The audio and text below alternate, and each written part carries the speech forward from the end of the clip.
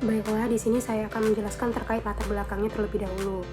Nah, jadi Echinodermata ini merupakan hewan yang pada umumnya itu memiliki ciri dapat dilihat dari luar, yaitu dengan adanya kulit yang berduri yang dimilikinya. Jadi, jika di suatu perairan itu terdapat Echinodermata, maka air yang menjadi habitat si Echinodermata tadi itu bisa dipastikan bahwa air tersebut jernih dan dalam kondisi yang tenang. Nah, jadi pada film Echinodermata ini terdapat 5 kelas utama. Yang pertama itu ada bintang laut atau yang biasa disebut dengan Asteroidea. Yang kedua ada bintang mengular, Opiroidea. Yang ketiga ada landak laut, Echinoidea. Yang keempat ada lili laut, Crinoidea. Dan yang kelima ada teripang laut, Holoturoidea. Nah, jadi kali ini saya akan menjelaskan terkait rumusan masalah dan juga tujuan. Jadi untuk rumusan masalah yang diambil ialah bagaimana bioekofisiologi Echinodermata secara morfologi, distribusi ekologi dan juga fisiologi terhadap lingkungannya. Kemudian untuk tujuannya yaitu menganalisis bagaimana bioekofisiologi dari Echinodermata ini secara morfologi, distribusi ekologi dan fisiologi terhadap lingkungannya.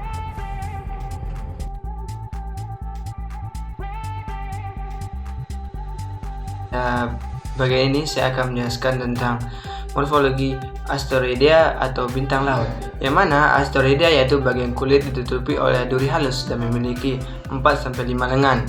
Bagian tubuhnya yaitu bentuk tipis dan juga pipi. Bagian bawah dari bintang laut terdapat madreporite dan anus, sedangkan bagian ventral terdapat mulut dan kaki tabung pada setiap lengannya, dan memiliki warna yang unik seperti pada jenis Asteria sp dan juga Novaegoinea sp. Selanjutnya yaitu morfologi Opiroidea atau bintang mengular, yaitu terdapat cakram pusat yang jelas serta dengan lengan yang panjang dan fleksibel. Tidak memiliki cakram pipih namun mampu menyekresikan zat-zat kimia yang adhesif, mampu menggunakan kaki tabungnya untuk mencengkram substrat, dan beberapa spesies dari Opiroidea atau bintang mengular merupakan pemakan suspensi, sedangkan yang lain merupakan predator atau pemakan bangkai. Echinidea atau bulu babi dikelompokkan menjadi dua, yaitu bulu babi beraturan atau regular dan kelompok bulu babi tidak beraturan atau irregular. Kelompok bulu babi regular atau beraturan yaitu memiliki ciri-ciri morfologi tubuh bentuk bulat simetris radial, memiliki duri yang panjang dan tegak, letak anusnya di ujung aboral dan mulut di bagian oral. Sedangkan kelompok bulu babi irregular atau tidak beraturan memiliki morfologi bentuk tubuh bulat pipi, simetri bilateral, memiliki duri yang pendek, letak anus di bagian tepi oral atau aboral, dan mulut letak di sisi oral. Terdapat 5 kaki tabung pada bulu babi dengan struktur yang panjang dan dapat digerakkan.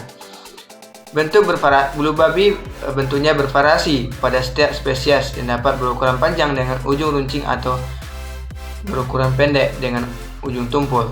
Pada pelat abulakral terdapat bagian yang berlubang, dan bagian luar cangkang pada bulu babi ada tonjolan kecil. Serta mulut bulu babi terdapat di bagian tengah sisi oral, dan di dalam terdapat 5 gigi tajam untuk mengambil makanan, atau biasa disebut dengan Aristoteles latern. Selanjutnya yaitu morfologi dari bulu babi atau Echinidea, yang mana bulu babi umumnya memiliki jenis kelamin yang berbeda antara jantan dan betina. Ada individu yang terpisah atau gonokoristik. Ciri-ciri morfologi anakan bulu babi yaitu jika sudah terdapat tentakel, duri-duri, dan pedicelaria. Sedangkan ciri-ciri morfologi bulu babi dewasa yaitu telah memiliki cangkang yang keras, duri-duri yang sudah dapat berfungsi dengan baik atau sudah dapat menempel pada substrat. Berikut merupakan gambar morfologi bulu babi secara umum. Setelah di sini kita akan memasuki dari kelas Holoturoidea, di mana di sini contohnya adalah timun laut atau masyarakat awam sering menyebutnya adalah tripang. Untuk tripang ini sendiri kalian bisa lihat ya, untuk anatomi lebih lengkapnya di gambar 5 itu berbentuk Silindris di mana dengan bentuknya bulat memanjang dengan garis oral dan aboral, di mana terdapat sebagian sumbu yang menghubungkan bagian anterior dan posterior. Kemudian untuk di bagian mulut, teripang ini dikelilingi oleh tentakel-tentakel lengan peraba yang kadang-kadang bercabang-cabang. Kemudian untuk struktur tubuh Echinodermata ini tidak jelas terlihat pada bentuk luar teripang. Namun pada kerangka luar tubuh, teripang terdapat kerangka berbentuk jarum atau keping-keping kecil berkapur atau disebut dengan spikula yang mikroskopis dan tersebar di dalam jaringan dinding tubuhnya. Untuk teman-teman bisa lihat gambarnya lebih detail itu di sebelah kanan atas ini. Selanjutnya, tubuh dari teripang ini sendiri memiliki ukuran panjang sekitar 10 hingga 30 cm dengan bentuk tubuhnya bulat panjang atau silindris dengan mulut di salah satu ujung dan anus pada ujung tubuh lainnya. Kemudian, untuk sistem pencernaan hewan ini terdiri dari mulut, faring, primitif, esofagus, perut muskular, intestinum, dan muskular rectum. Kemudian untuk beberapa spesies teripang ini ternyata tidak memiliki esofagus dan perut. Lalu pada bagian rektum terdapat otot yang fungsinya untuk melekatkan rektum ke permukaan dalam dinding tubuh. Kemudian otot ini juga berperan dalam sistem respirasi. Kita masuk dari kelas terakhir dari Echinodermata, yaitu lili laut atau dengan nama kelas Cyrinoidea.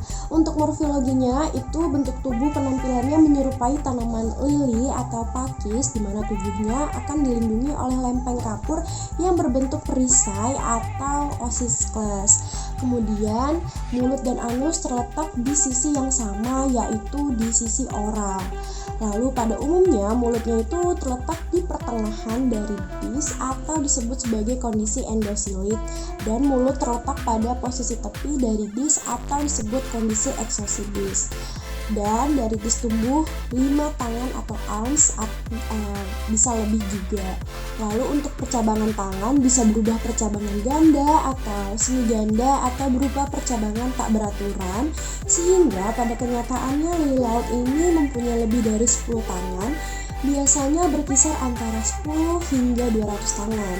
Kemudian di sepanjang tangan terdapat sistem reproduksi dan sistem pembuluh air. Pada dasar dis atau sisi aboral terdapat kaki-kaki cangkram atau cirrus, di mana dari kaki-kaki cangkram ini juga nantinya akan berfungsi dalam bentuk adaptasi fisiologis. Nah, teman-teman bisa lihat sendiri untuk lili itu bentukannya seperti ini dan bisa dilihat secara jelas pada gambar yang tertera. Masuk pada bagian distribusi ekologis. Nah, apa itu distribusi ekologis?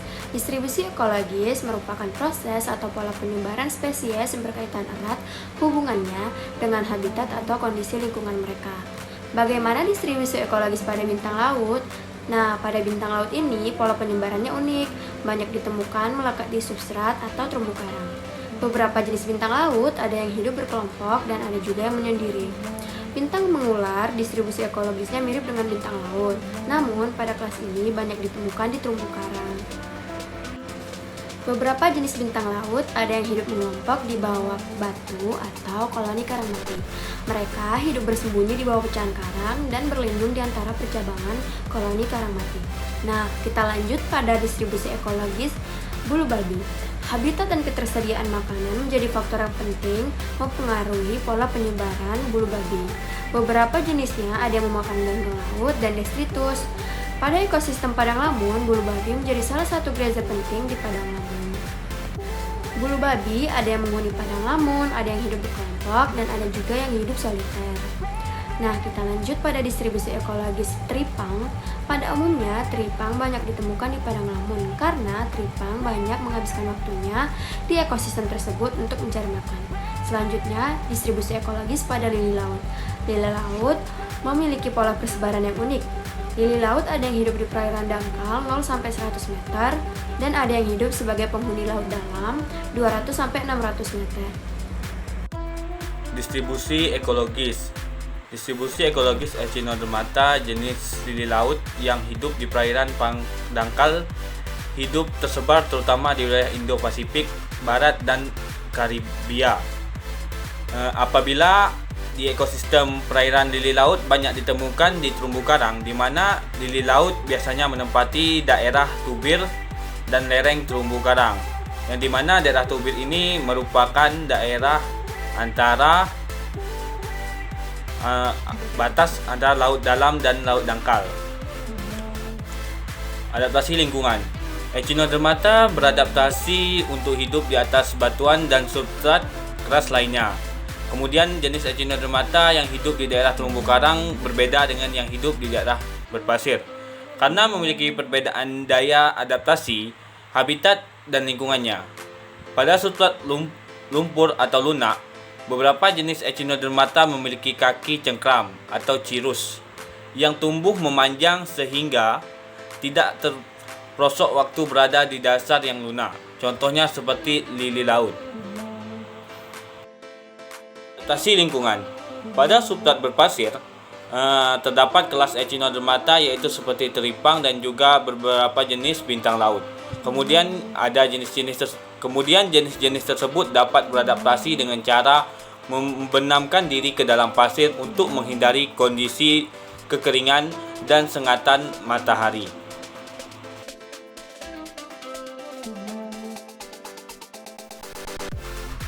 Berdasarkan pembahasan yang sudah dipaparkan sebelumnya, maka saya akan menyimpulkan bahwa Echinodermata itu merupakan salah satu hewan yang sangat penting bagi ekosistem laut, terutama perannya sebagai rantai makanan, yaitu pemakan sampah organik dan hewan kecil lainnya. Kemudian, sebagian besar dari kelas filum Echinodermata ini memiliki ciri morfologi yang berkulit duri. Akan tetapi, setiap biotanya memiliki ciri khas dan keunikannya masing-masing. Adapun kelompok dari filum Echinodermata ini yang memiliki 5 kelas, yaitu ada bintang laut, bintang manguler, bulu babi, teripang atau timun laut, dan lili laut. Selanjutnya, jenis biota dari filum Echinodermata ini bisa ditemukan di tepi pantai, ekosistem lamun, ekosistem terumbu karang, atau substrat berpasir, pecahan karang, hingga lumpur berpasir. Yang terakhir, filum dari Echinodermata ini beradaptasi untuk hidup di atas batuan dan substrat keras lainnya. Jenis Echinodermata yang hidup pada daerah terumbu karang berbeda dengan jenis Echinodermata yang hidup pada daerah berpasir karena memiliki perbedaan daya adaptasi pada habitat dan lingkungan.